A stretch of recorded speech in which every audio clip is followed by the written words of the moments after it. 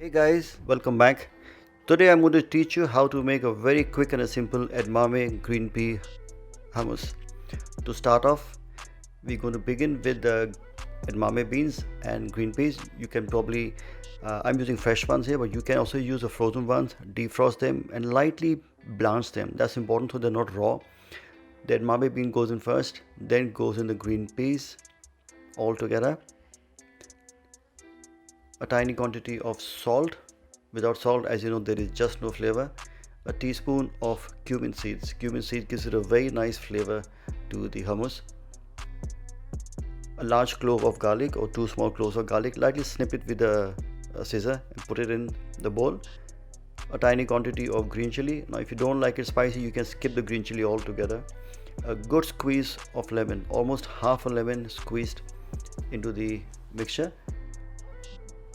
Mint leaves always works well, and fresh coriander leaves. These fresh coriander and the mint leaves really become a very nice flavor.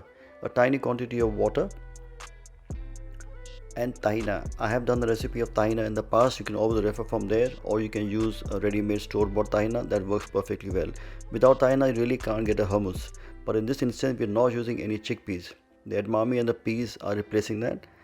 Extra virgin olive oil all mixed together goes into the blender or the fruit processor, and we blitz it till it becomes into a nice smooth paste.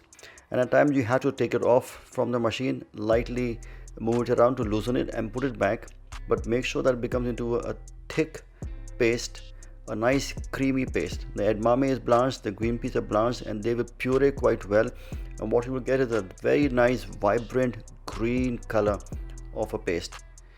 Now transfer the paste into a bowl and level it up so now it becomes like an even surface on top. And on top of that, I like to sprinkle nigella seeds. You can also use toasted black sesame seeds. It works very well. It gives a very nice contrast in color.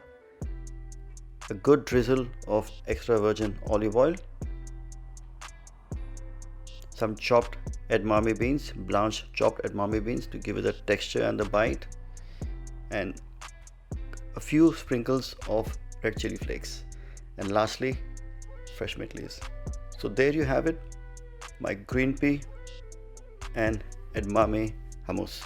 Make sure you try it and let me know how it goes. Bon appetit.